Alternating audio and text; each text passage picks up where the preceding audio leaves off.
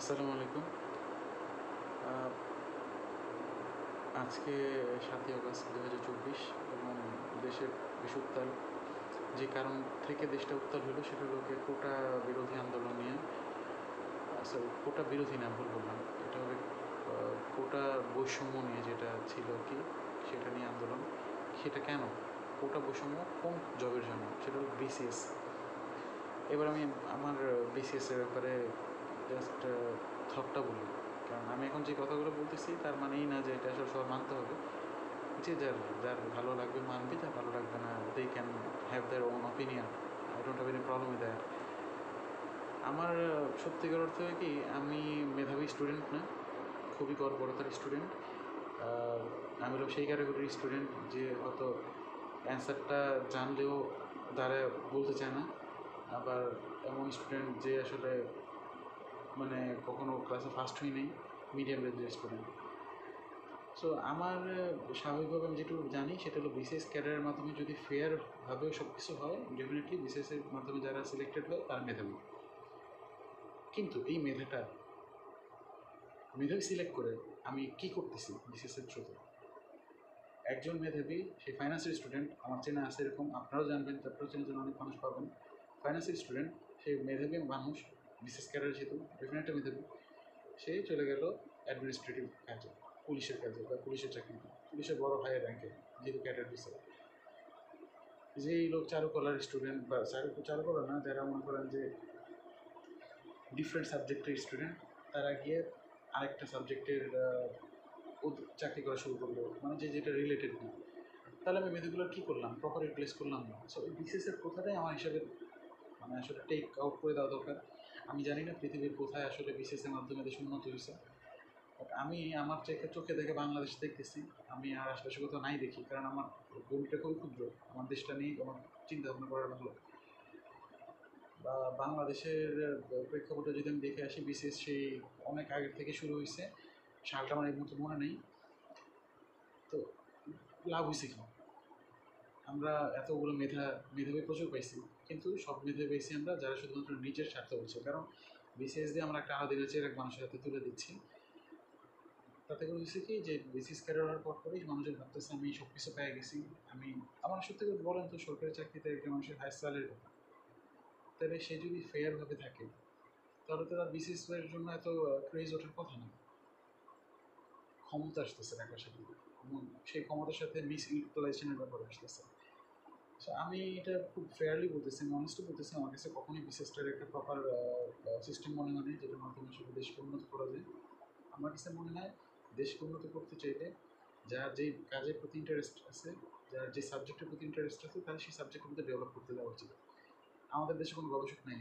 আমাদের দেশে কোথাও কোনো আমি শিক্ষা খাতের কোনো সত্যিকার অর্থে মানে গবেষণা করতে চায়, পড়াশোনা করতে চায় বা আসলে জানতে চায়, জানার জন্য করতেছে, এই ধরনের টেন্ডেন্সি আমি দেখি না। আমার ভিতরে তো ছিল না, আর আমি আশেপাশে দেখিনি। যাদেরকেও দেখছি, কত সেই পরিচিত মুখগুলা আমার মাথাও তো নাই এই মুহূর্তে। তবে আমি এটুকু আশেপাশে প্রচুর বিশেষ ক্যাডার দেখতেছি এবং দেখছি, এবং সেটা দেখে আমি এটুকু মানে খুব সুনিশ্চিতভাবেই বুঝতেছি, যারা বিসিএসের জন্য হামলায় পড়তেছে সবাই আসলে শুধুমাত্র নিজের সেফগার্ডের জন্য, দেশের সার্ভ করা এইসব ভোগাস কথাবার্তা বলতেছে। অনেস্টলি বলতেছে, দেশের সার্ভ করার জন্য, আমি গার্মেন্টসে ওয়ার্কার, দেশের সার্ভ করার জন্য যে যার জায়গা থেকে সঠিকভাবে থাকলে, ভালো মানুষের মতো থাকলেই হবে। তার জন্য আপনার বিশেষ ক্যাডার হইতে হবে নট নেসেসারি। কারণ আমি এমন অসংখ্য মানুষের মেন্টালিটি জানি, যারা মানে চেষ্টা করে দেশের জন্য অনেক কিছু করার, তাদের কোনো পদবি নাই, তাদের কোনো পদ নাই।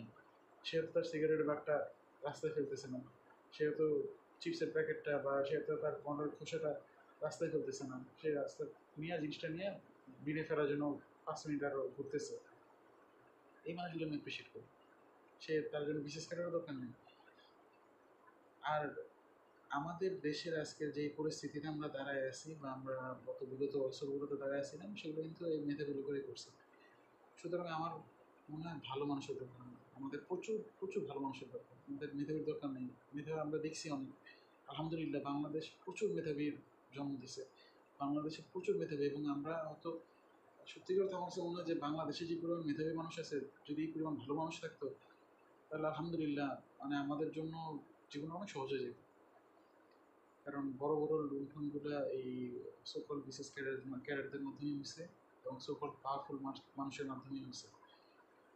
তো আমি আমি জানি আমার কথাগুলো হয়তো কতটুকু মিনিং দাঁড় করাগুলো কতটুকু আসলে ইম্প্যাক্ট ফেলতে পারবে সোসাইটিতে বা আমাদের জীবনে বা আমাদের দেশের দেশে আমার কোনো আইডিয়া নেই, এবং আমি আসলে কিছু চাচ্ছিও না যে আমার কথা দিয়ে কিছু একটা হয়ে যাবে, আমি এক্সপেক্টও করতেছি না।